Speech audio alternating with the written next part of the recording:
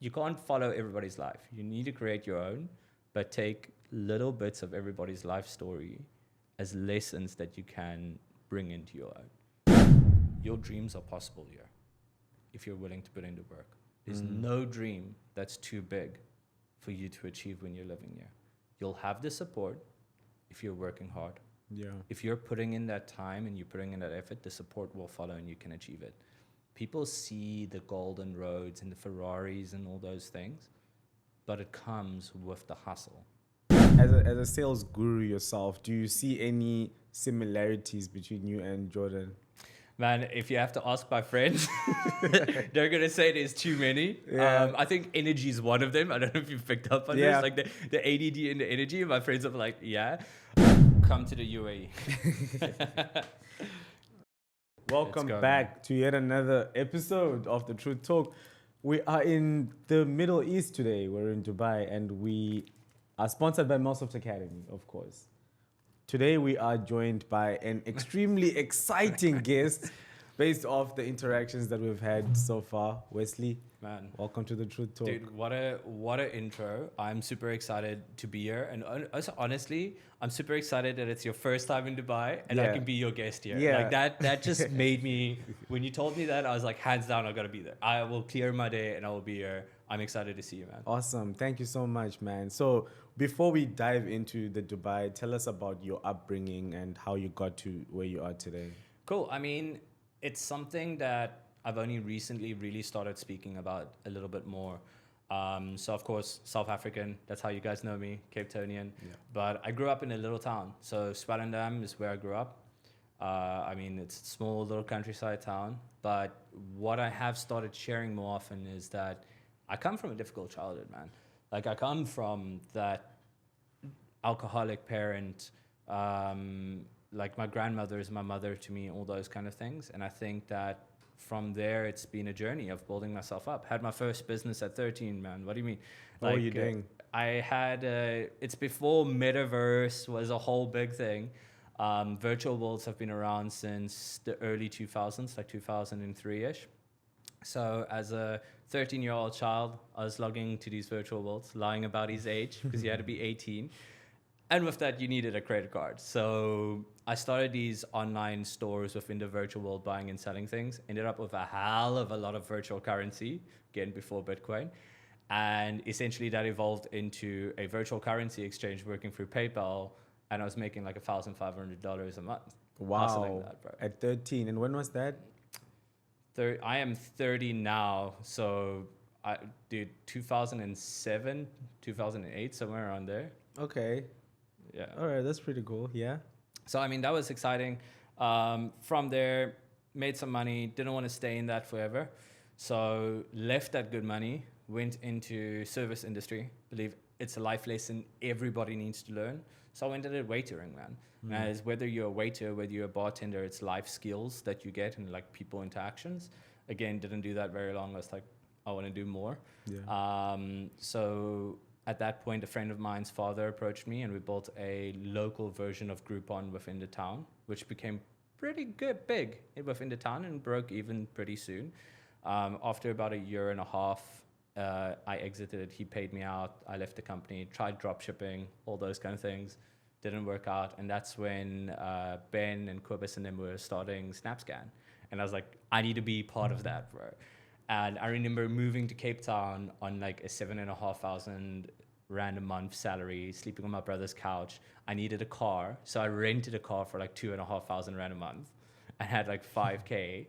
But every quarter I'd be like, yeah, I'm smashing targets. I want to raise those kind of things. From there, it evolved to becoming head of sales in Johannesburg. So I moved up to Johannesburg in that time, became head of sales in Johannesburg.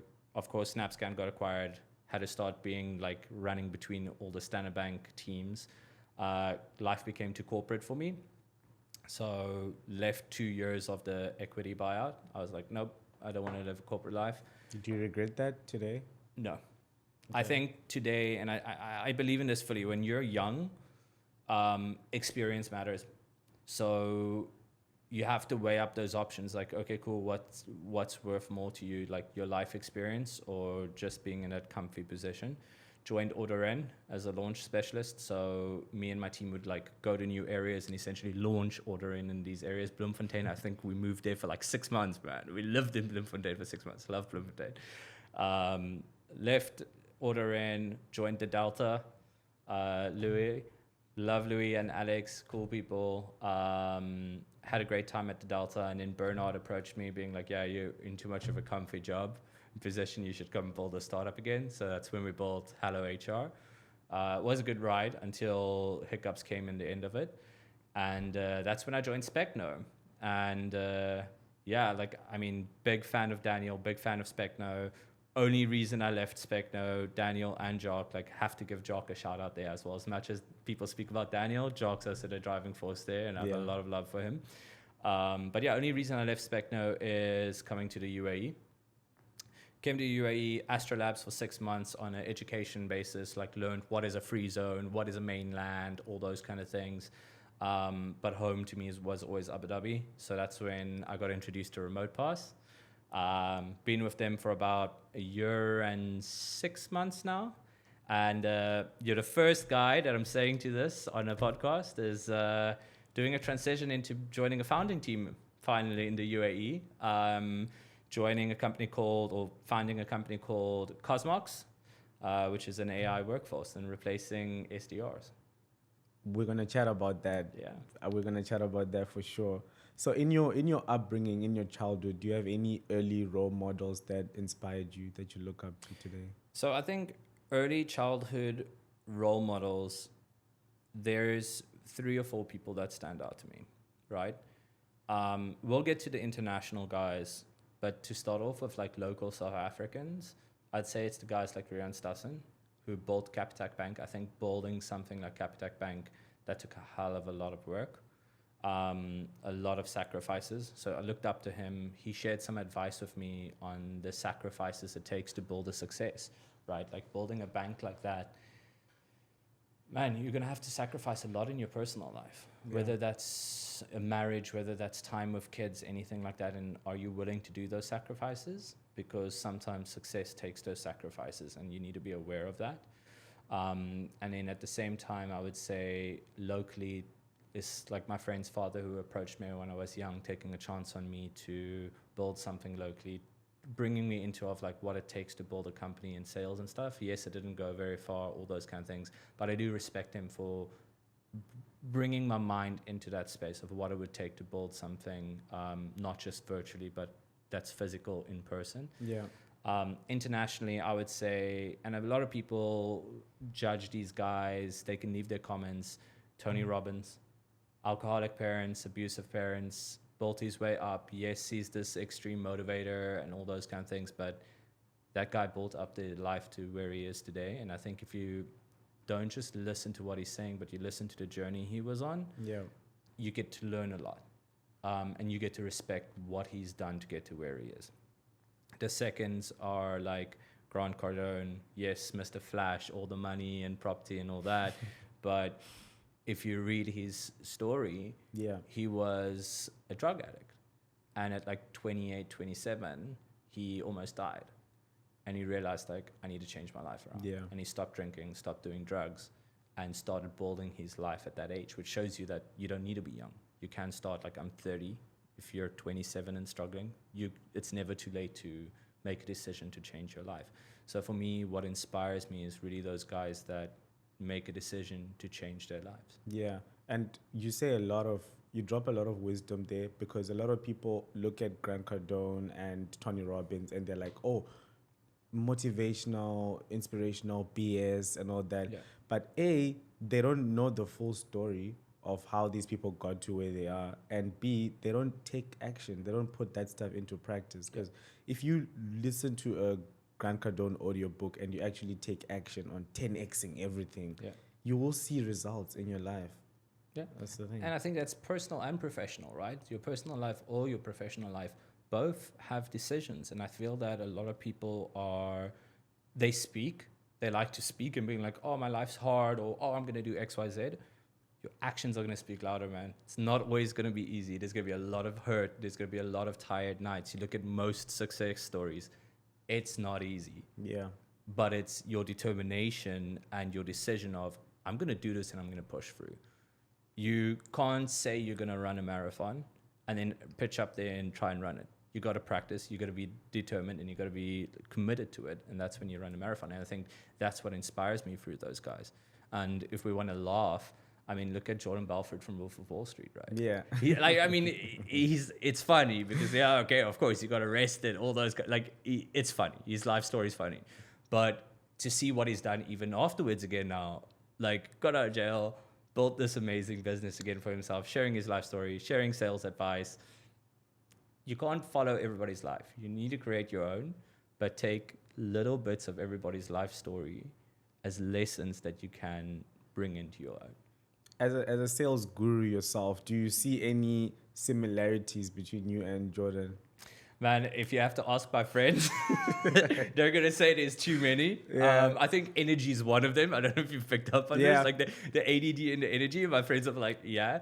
And I think I've calmed, my personal life has calmed down a lot now in the last, I would say, a few years. But younger Wes, yeah, there's a lot there. I'm that's why when I listen to his stories and stuff, there's a lot of cases where I'm like, yep, I can see the lesson.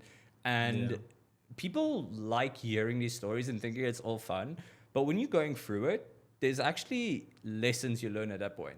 There's been times in my life, and I think it's partly due to my childhood and the difficult childhood, where I've had to take stock and be like, whoa, I'm not on the right course. I'm not making the right decisions.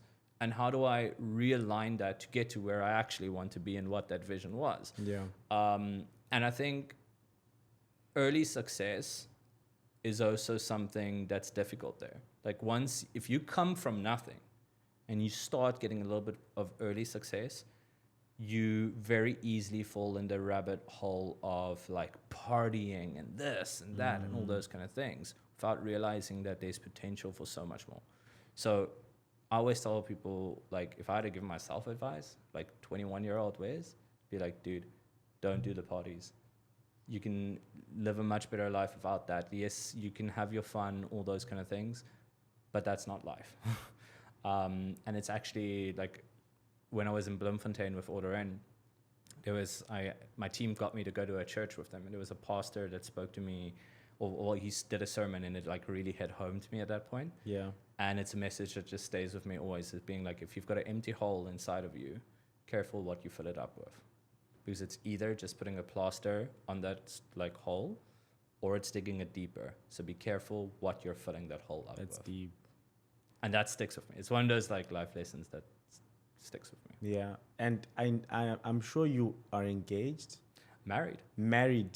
How has that been? Honestly, I think that's a whole nother conversation as well, right? I think she was one of the big reasons alongside Hub 71 that I moved to the UAE. She was here before I was.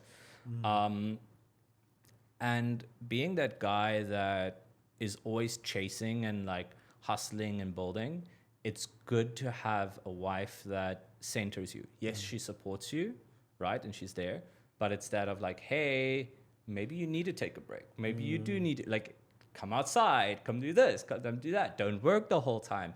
So for me, that's been I'm super grateful for her for that. It's that comfort zone. And also I think it's one less thing to chase. I think when you're a young guy, chasing the girls is part of the fun, right? And you're chasing them. But I'm man, if I had my wife back then already, imagine all the time and energy I could have built into building businesses. Yeah. So there's a lot of guys that speak about it. Grant Cardone, funny enough, being one of them, being one of the biggest life hacks you can have is having a supportive partner. Yeah. Because your time's going on there. And if they can understand what you're doing and support it, it's the best life hack. And you know who else said that? The great Matthew Marsden himself. You see? Yeah. So you see? So yeah, I think there are little hacks like that which you learn along the way. So that's why, I'm super appreciative for her. It's been a journey. Yeah. But yeah. Sounds like an incredible woman. Sounds like you're a very lucky dude. I am very, very lucky. I'm not going to lie. All right. Awesome. So your time at Specno, I love Specno. I love everything that they've built over the last very few years. Yeah.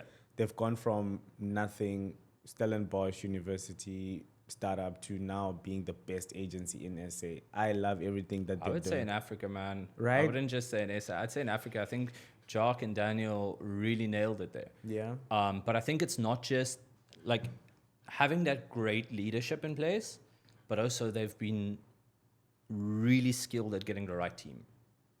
I think the team members at Specno are just, it's the driving force. The leaders are there pathing the direction and leading the way, unlike what I've seen ever before. Yeah. They're willing to put in the work, put in the hustle, put in the hours, be on the ground, but the team is there pushing with them. And the culture that they've built to have the right talent, have the right team, exceptional. Interesting. What are some of the most, in terms of culture, what do they do so well that most agencies or even corporates don't do? Yeah. I think, given even my time at Specno, right, is people want to go to work. It's not like I just want to sit at home and work from home. Yeah. I'm enjoying the people that I'm around, but the atmosphere, I'm not sure if you've been to Specno's offices. I have not. Okay, well, after this, next time, let me DM Daniel that you just go to the offices and you'll see. I mean, they have somebody dedicated to the happiness of the team, whether that's lunch, breakfast, anything like that, whether it's the pool tables. Yes, all these things sound very Silicon Valley-ish, but I think that's the closest you're going to get to Silicon Valley in Cape Town. Yeah. It's that balance of like, hey, you know, instead of sitting in a boardroom or around a table to have a meeting, like I remember me and Daniel would have our meetings around a pool table. We'd be playing pool, but also be having our work conversation and doing a meeting. So it's interesting things like that where it gives you that flexibility and freedom to work, play, have essentially friends with all in one space. People don't mind working late because it's such a welcoming environment and home environment that you're like, why do I want to go home? I want to be here with these guys. And creativity just blooms in environments like that. And I think that's also why Specno does so well, is they have this constant creativity that's just building up within the agency and in the offices that when you walk in there, you get inspired. So it's the culture, the innovation, the people, they got the hiring right. And when you were there, you were head of sales, spearheading the sales. Tell us more about your experience there in sales. So, I mean, when I was there, the sales team was pretty small, right? It was me, Daniel, and Marlon. Yeah. So, I mean, of course, it was growing from there. But, I mean, at that point, it was three of us. And what stood out to me was, of course, myself, but Daniel and Marlon and even Jock, anybody else in the team, when it's crunch time, when targets have to be met, you don't mind sitting in the office until 9 o'clock and you're like, I'm going to phone everybody that I can and make sure that target is hit this month. And I feel that on a side note, and a side comment on that is, I feel that is something that we're missing in the youth today. Yeah. Is that everybody wants to have this work-life balance. And I've got nothing against it. I just feel that growth and hustle doesn't go with work-life. You got to work really hard sometimes to enjoy life later on. You can't have your bread buttered on both sides.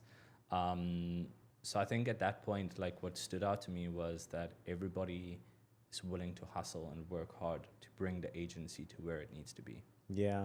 I find people that, no disrespect. Yeah, no disrespect. Like I said, each to their own, right? To each their own. Like I can't imagine being in corporate. Some people love corporate. I can't imagine it, right? I would lose my mind. So that's what I'm saying, each to their own. Yeah. But what I don't like, and I don't mean this disrespectfully, but do not sit on the sidelines at the beach commenting on, oh, yeah, that guy's got a Mercedes or a Ferrari or the nice house, why don't I have it? But you're not looking at the hours he's putting in to get that. Like, you can do this. You can, but you're going to have to sacrifice that day at the beach or that going home at 3 p.m. It's choices that you make. You can't be great and want to Netflix 2 hours a day every day. What are you doing, right? Yeah. So I think that again comes down to like I think a lot of my decisions were back to my childhood, like not having a safety net. not having those parents that you can fall back on that like, oh, okay, cool, I messed up. Okay, I'm going to move in with mommy and daddy. Yeah. No disrespect to that. I think there come some great founders and people that have that experience, and I think that it's amazing. But when you don't have that, you don't think about the work-life balance. And I think that's where my wife grounds me a little bit, where she's like, hey, there's life outside of work, right? I'm here, your cats are here. Like, that grounds me a little bit. Like, I mean, this year is the first time in, I think, like 2-3 years that I'm taking a proper holiday. And like the other day I was joking with her and I was like, yeah, I think I'm going to take my Mac with me to Phuket. And she's like, nope. She's like, your iPad maybe. Wow. But computer no. And I was like, oh, yeah, okay, cool. So excited for it. Yeah, I can relate a lot to that. I'm on holiday now, believe it or not. I mean, you're on holiday in New Year, but this is Dubai, guys. That is the Dubai thing is when people say work life, this country hustles really hard. Yeah. But they know how to have a good time. So when you come here, like, look at you're on the podcast, but you're going to have a holiday in 5-10 minutes after this podcast again. And that's a big thing here. It's like, you know what, we break that work-life balance, but people here will, dude, the restaurants stay open until 1 a.m. Yeah. You'll go have dinner at 9-10 p.m. and have a great time. And everything you want is here. So your work-life balance falls into your schedule. Tell us. So, okay, you have one of the best jobs in the world, head of sales at Specno, right? You're working with an incredible team. You have Daniel there, you have Jacques there. Everything is great. But then you saw the UAE, you saw Dubai, and you're like, nah, I need to leave. I need to move. What was the thought process behind that? So there's two parts to it, right? It's like I mentioned, my wife was here. We weren't married or anything like that at that point. We were just seeing each other or dating. She moved here before I did. So, and I've said this before, I was one of those guys, I never had a passport before I even came to the UAE. Okay. Never left the country, firmly believed, hey, the only way to fix the country is being in the country, and if everybody leaves, you can't do anything, etc. So when she moved here, it took me a few months before I came to visit her for the first time. So got a passport, all that, planned to come spend a week in Abu Dhabi. I promise you, the first Monday, I realized, I was like, I'm an idiot. Yeah? I was like, I should have done this years ago. And it's a shout out to Hub 71, right? So was in Abu Dhabi, stayed with her for a week, did all the touristy things with her, but every day I was going to Hub 71. And the first day they have like a community breakfast. All the startups are having breakfast together in a buffet style. VCs are in the room there chatting to random founders, giving advice. Everything in that ecosystem is all in one place, just building this community and these relationships. And I remember standing still and looking outside the windows, and I saw these towers and all this water, and it just clicked to me being like, I need to be here. And I think that my personality, my energy, and it's not an ego thing, it's just my high energy and stuff, drove me to be here even more. Realizing, and it's something that I've learned after that, is one of the big things about the UAE, and it's one of the statements people make and like the government makes, is your dreams are possible here if you're willing to put in the work. There's no dream that's too big for you to achieve when you're living here. You'll have the support if you're working hard. Yeah. If you're putting in that time and you're putting in that effort, the support will follow and you can achieve it. People see the golden roads and the Ferraris and all those things, but it comes with the hustle. Yeah. And remember, the whole country is a startup, right? That is what is amazing. You get to be part of a country that's still building itself. It has like, every day you're hearing about new things, new innovations, all these things of a country that is constantly evolving and building, and you get to be part of that and you get to help steer that, which makes it super interesting to me. Do I have a weak spot for South Africa? Yes. My grandmother stays there. I come from there. I'll of course always support it. But at the same time, it was a reality check for me to be, am I limiting myself? Or if I come here, am I removing limitations? And my mind evolved. My mind saw how much bigger the business world is. Yeah. How much bigger the world is. Can I bring that back to South Africa? Of course. I'm always trying to build bridges. Like, there's so many people you can speak to them where they'll ask me for a connection. I'm like, cool. If they come to Dubai, I'm like, cool, let me introduce you to people. Trying to build those bridges where I believe commerce can support each other. Businesses can be in both regions and rapidly expand. We can take businesses from South Africa to the UAE and then expand it globally. That is possible. So if I can be part of that and help people do that, always happy to have a chat and do that. And I don't take money for it. It's literally just my way of giving back to be like, how can I help you grow your business? Yeah. From the lessons that I've learned here. That's incredible. That's incredible. So you had your wife or your girlfriend who is now your wife here. I'm sure she helped you a lot in the transition to move here, but still there were some challenges. So what kind of challenges did you face, especially from a career perspective? So what's interesting is she was living in Abu Dhabi, and my original goal was to move to Abu Dhabi. But when I moved here, I moved to Dubai, and I've never been in Dubai. I spent that first week just in Abu Dhabi. So when I landed here, I was in Dubai. I knew nobody. She was in Abu Dhabi, and I had to figure this out, which was mind-blowing to me, right? What I think really helped me, and when her support came in, is, you know what, like that first weekend, she was there.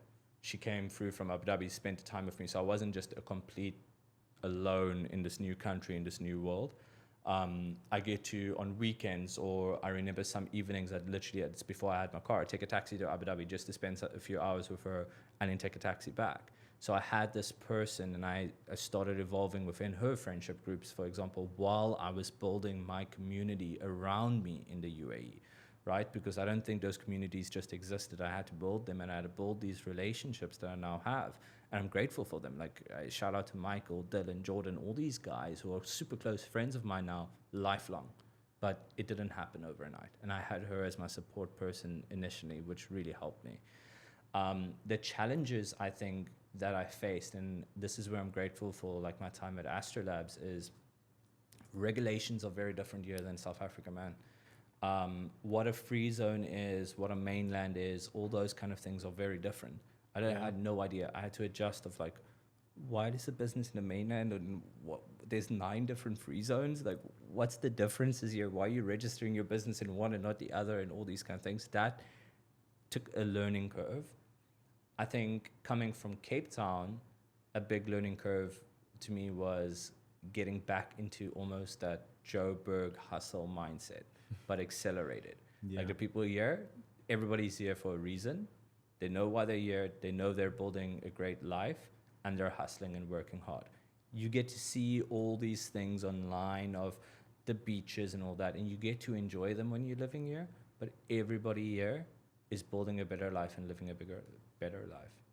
Do you have stories that you can share of something that you saw in the UAE and you're like, wow, this place is much bigger than I thought, or this place, the hustle is better, or the ecosystem is better? Do you have stories that you can share? I mean, I can make some notes on that, right? So I think there's multiple parts on what expanded my mind, right? Did you know Telegram's head office is here? I didn't. Telegram's head office in is Russia here. or something. No, Telegram's head office is here. Did you know that most companies, you wouldn't even realize, have their registered head offices in the UAE? Even though they're really big everywhere else, and you think maybe they're an American company, their registered head offices here in the UAE. The stories that inspire me, or the things that inspire me, is the fact that it's like a ministry of AI and remote work. It's not like, oh, we're just supporting this. No, we're creating a ministry and putting government officials to really support that and accelerate that growth. Not a lot of countries do that. If we could do that in SA, bro, I've been like, why don't we have something like this? Dude, and the amount of red tape that just gets removed by government here. I need to go look for the article. But there's this whole thing where they made a rule or a law that X amount of red tape needs to be removed within the next few years. So they're constantly trying to take away those barriers, the barriers that are stopping businesses from or making it harder for business to grow. They really are supporting it and putting their time and effort into like, hey, how can we make this easier? How can we support you? That's too much red tape, this, that. I mean, you can buy South Africa, like it needs to catch up with one thing. I can open my bank app right now and I can buy or sell crypto from my normal bank app. Where in the world? They were one of the first to adopt it in that sense. There's a crypto tower, all those kind of things. The other part is the UAE is known for the center of tourism, because it's like I've got a layover in Dubai. Oh, yeah. Or I've got a party in Dubai and then I'm going to France. People forget that as much as it's the center of tourism, it's the center of business, man. It's a few hours flight anywhere in the world, so it makes it easy for you to do business with anybody. And all these businesses are curious. If they haven't been here, they're curious about what's going on here. So when you're picking up the phone, you're like, yeah, well, I'm in Dubai, XYZ. The first thing is you're already building that relationship, because they're like, tell me more. So in sales, that really helps. I can sell to anywhere in the world. And if they know I'm here, they spiked of curiosity of like, tell me more. Yeah. I can see your eyes light up when you start. I promise you, and there's been a few government officials that I've met, and I've always told them, I'm like, this is home to me, man. Like, I have so much respect for what they've done, what they're doing. I have respect for the guys that come here with big dreams, ambitions, and build success. Like the other day, I saw a story of like a guy there's two stories. There's one of a lady who moved here for like a few $100s, and the job she had promised didn't exist when she got here. She only had a few $100s to her name, and how she hustled from that to build into like a super success right now. Like property owners, like she has multiple properties, real estate, etc., and it's become a success. Same story of this one guy that I saw. He came here, had nothing. He was like a janitor, and he had a girlfriend with him, and they would like sit in cafes in like shopping malls where you don't have to pay to sit there. And he was studying while she's working, and he built this success of his life in the UAE. Now drives like a freaking Ferrari. So those stories exist here. Yeah. And those stories inspire me and motivate me. What about the cultural differences, it being a Muslim country or something that we are not used to back home? Is that something that's challenging, or there are ways to navigate around? I have learned a lot of respect in this country when it comes to the culture. I embrace everybody's different cultures, and I think that's something you learn when you're here, is you learn to embrace. I mean, you have people from right around the world living here. It's 90% expat, but the fact that they are strong on their traditions, you'll see the locals that are strong in their traditions. They're welcoming. They don't frown upon you if you have a different belief or any outlook, but they'll tell you about it, and you can learn from them. And they do it with grace. They do it with honor and respect, and you respect them back. And I think that has been a learning curve for me, where in South Africa, unfortunately, man, there's so much arguments and fights about whether it's politics, whether it's religion, whether it's all those kind of things. Like, you'll see best friends start to hate each other just from different beliefs. Where here, it's like, hey, I respect your belief, I respect your vision, and you're respecting mine, and we can still be good friends. And I think that unity that's built in this country is amazing, that they're welcoming people, because this is their home, right? We're guests in their home, and they're welcoming it and opening those doors for us and allowing us into their home to build our dreams. It's changed the way that I look at people. If somebody has a different belief than me, I'm not going to be like, oh, I'm right, you're wrong. I'm going to be like, cool, tell me more about it. Let me learn from you, that type of thing. And I think that's grounding and exceptional here. Just trying to make me move to the UAE now. Bro, Habibi, come to Dubai, man. Yeah. Okay. All right. So let's talk about sales. As someone who has made a great career out of sales, what are maybe your top 3 biggest tips for someone who wants to grow their sales? Biggest tip, I think it's maybe not sales related, but for anybody getting started in sales, and I posted about that on LinkedIn this week. Life lesson, right? Yeah. For somebody getting started in sales. Don't make the same mistake I do and a lot of other people do when you're just getting started. Try and live on like your basic salary. Take your commission.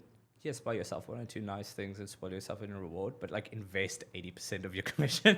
Okay, yeah. I realized in the week, I was doing the math, and I was like, man, if I invested from when I started in sales, most of my commission to now, Bugatti where? Yeah. Right? Like it was just one of those mind-boggling things to me. I'm like, it's a mistake we all fall into. Yeah. And I think it's just being aware of that and not living on the lifestyle that your commission affords you and rather putting that away. So sorry, I don't know if that was the question. It's just one of those tip of the iceberg. It's a very prominent thing to me right now where I'm looking around and I'm like, life lesson type thing. Yeah. Sales advice, if I can give just other advice, be curious, man. Like, I think genuinely be curious. Like, whether you can sell to that person or not, get to know them, learn questions, learn their company, learn, man, their childhood if you want to. Yeah. Like, some of the best sales I've done, and I think that's also why I love the UAE, right? Is the UAE is very relationship based. Your business happens on relationships, right? And I think that's a sales lesson worldwide. Build relationships, real relationships. Get curious. The thing is, if you build a real relationship, whether it's a client now, doesn't matter. Yeah. Whether it's a no now, doesn't matter. That person that you've built a great relationship with might change jobs. Might be a client then. You might change to another company. Client then. They might refer somebody to you. So don't always just look at a commercial aspect. Look at hey, I want to build relationships. And those relationships will start feeding you eventually. Yeah. So it always boils down to building real relationships. Yeah. Like, I mean, I know we were talking about Jordan Belfort and all that, right? And if you think back of like the call centers where it's like trying to phone 100 people, sweet, you're going to have some success. But you're never going to be able to really phone that guy back. You're not going to remember his name or anything about him. And what was interesting, and he writes about it in the book, is how even in those phone calls, how the questions you ask to start building a relationship. That in 5 minutes on a phone call, you can build a relationship that somebody trusts you.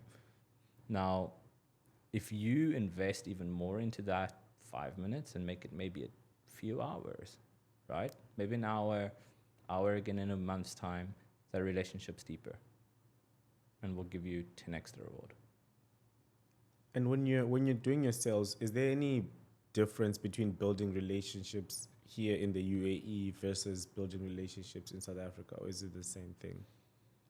Interesting question. I think that building relationships here is hey, how can I help you? Right?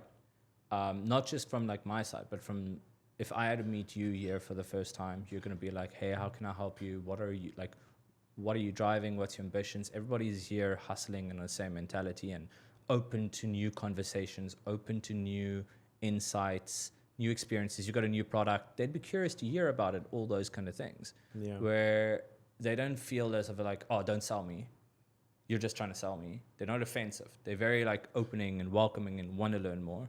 Where in SA, and I mean, I'm happy to be wrong. I know that some people are going to probably leave comments about this and be like, where's you're so wrong, is there it's a lot of offense. Being like, no, I don't want to buy. I'm not interested. Yeah. You really have to break through barriers to get there. Even if I'm like, can I just get your opinion on this iPad? People can be like, no, I don't want to buy iPad. Well, here they're like, yeah, cool, man. Like, let me check it out. Hear about it.